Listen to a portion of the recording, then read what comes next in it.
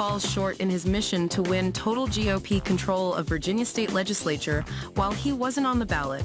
Governor Glenn Youngkin became the face of Virginia's legislative elections and had plenty riding on the results. Democrats will retain control of the Virginia State Senate and flip the state House of Delegates from Republicans, according to Associated Press projections.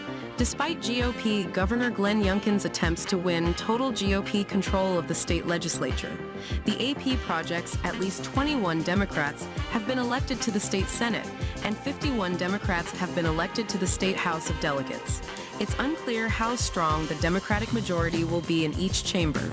Virginia's legislative elections grabbed outsized national attention, with both Democrats and Republicans spending millions on the races, which were viewed in political circles as a key barometer ahead of the 2024 elections for president and control of Congress. Republicans in Virginia won elections for governor, lieutenant governor, and attorney general 2 years ago, their first statewide victories in a dozen years, and they flipped the House. The victories in a state that had trended blue over the previous decade energized Republicans nationwide. Strategists from both parties are looking closely at the results in Virginia's northern suburbs of Washington, D.C. and around Richmond for signs that Republicans were able to make any inroads with suburban voters, and especially women, who fled the GOP in recent election cycles. But there's scant evidence. 5 reasons to keep a close watch on Virginia's 2023 elections. Virginia's elections were also a major testing ground for Republicans on the divisive issue of abortion. The blockbuster move last year by the Supreme Court's conservative majority to overturn the landmark nearly half-century-old Roe v. Wade ruling, which had allowed for legalized abortions nationwide, moved the divisive issue back to the states. And it's forced Republicans to play plenty of defense in elections across the country. A party that's nearly entirely pro-life has had to deal with an electorate where a majority of Americans support at least some form of abortion access. National and state Democrats made abortion a crucial centerpiece in their push to get out the vote in Virginia. While some Republicans shied away from focusing on abortion, Youngkin leaned into the issue and pushed a proposed 15-week abortion ban, with exceptions for rape, incest, and the life of the mother.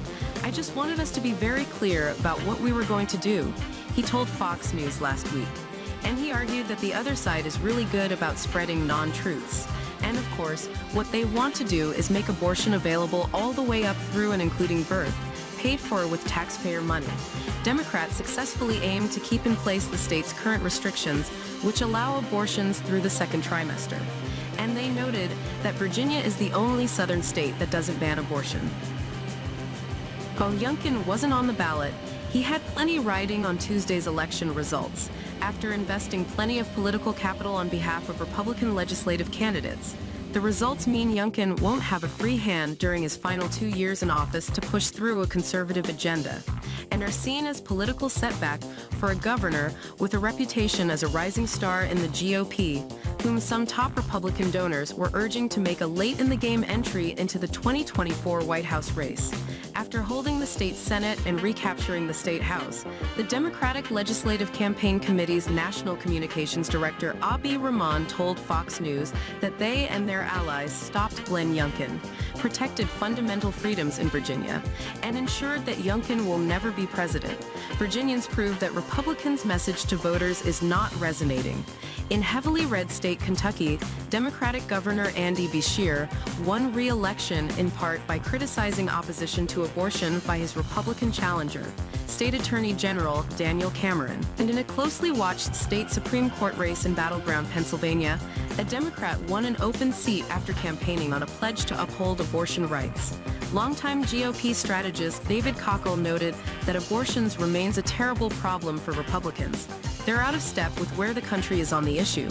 Cockle, a veteran of numerous presidential and statewide campaigns, acknowledged that Republicans are not going to win on abortion and urged GOP candidates to fight where they can win on the economy, foreign policy, competence. Veteran strategist Democratic National Committee member Maria Cardona pointed to last year's midterms, where the Democrats overperformed, and told Fox News that the 2023 results were similar to what happened in 2022 when everybody was predicting a red wave. Looking ahead to next year's contests, Cardona predicted that abortion is going to continue to be an incredibly mobilizing issue.